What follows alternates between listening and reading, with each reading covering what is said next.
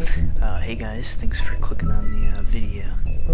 I say that a lot, don't I? I wanted to make a video on The Wolf Among Us, and I actually have never played it, so I decided to give it a try. That's why I thought of it.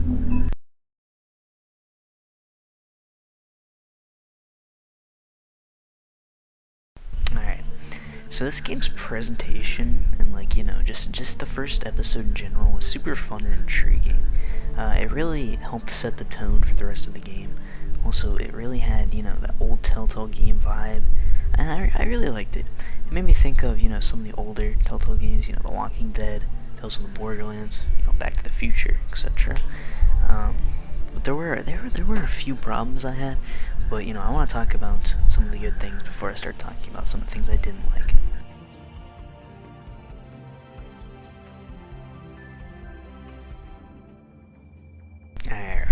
So I love characters, and I had some of the same attachments to them as I did in the first season of The Walking Dead. Obviously not as strong, but it was still there, I also noticed some of the voice actors from The Walking Dead were in The Wolf Among Us. Now for some reason that really bothered me. It didn't ruin the game or anything, but it was weird to hear, Now the voice actors I'm mainly talking about are Melissa Hutchison and Dave Fennoy. I hope I said those right. Now both of them are great voice actors, and Dave Fennoy did a really good job with his voice for Bluebeard. But every time Beauty spoke, I just kept on thinking of Clementine because it was such a similar voice.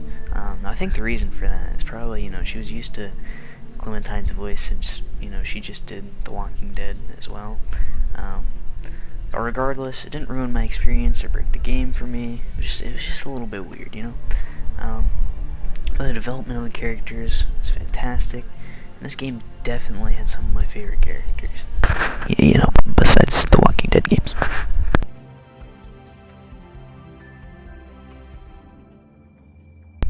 Alright, this game had such a good story.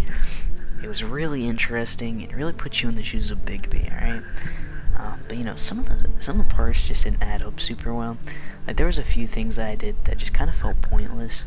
I can't really think of any examples at the moment, but there were a few situations that the game puts you in that just never really reoccurs or rehashes, if you will. It felt pointless, But most of it was still really good, and the game was left sort of on a cliffhanger as well, which I really liked. But I hope they answer the question to the cliffhanger in the next game. Now, for decisions, I think that most of them are really good, alright? Really, really good. I feel like the game gave you a lot of freedom, and I really like that. There are a few problems I had, though. It was mainly with, you wouldn't know what tone Bigby would say it in. I feel like he's just sort of already a sarcastic character, if that makes sense. Sometimes I would say something that looked like it would be polite, and then Bigby would just turn it into some insult or something. I know a lot of the older Telltale games have this problem, but I still wanted to say something about it. Oh my gosh, this game's atmosphere was perfect. The buildings, the lighting, the sounds, they all make a great atmosphere for the situation, and this game knows that. The amount of creepy and mysterious situations are really backed up and amplified by the atmosphere. They did such a good job, and I wish they could bring, the perfect atmospheres back. Now, some of the newer games had some good atmospheres, but The Wolf Among Us atmosphere was just it was phenomenal, the Batman games atmosphere definitely does a good job, but games like The Walking Dead, the final season, Minecraft story mode just really fell short with the atmosphere.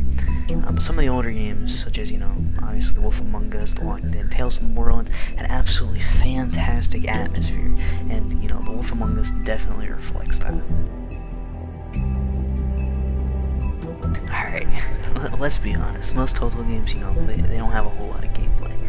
But the old style of fighting in this game made me so happy, alright? You know, it's like what I say for the first 2 seasons of The Walking Dead.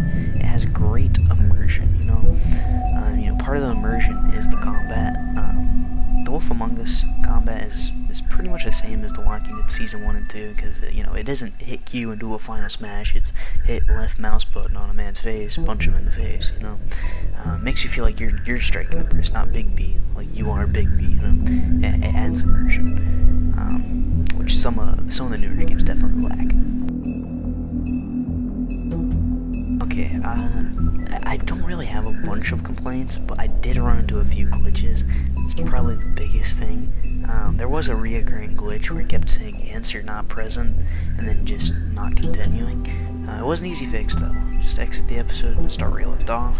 It wasn't game breaking, it was a bit inconvenient and repetitive. It was like every episode I had to have that happen at least one time. The first episode though, I don't think it happened at all. But some episodes it happened up to 3 times and it was really annoying, but nothing too bad.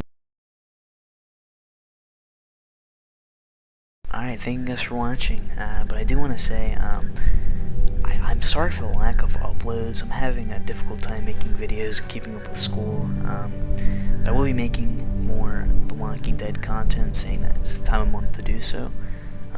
Also, I feel like I mentioned The Walking Dead a lot in this video, but I need something to compare The Wolf Among Us to, and it released near a similar time that The Walking Dead did, so it's good to compare. But regardless, I had high expectations for this game, and it exceeded it, so it's a 10 out of 10 for me. Once again, thanks for watching.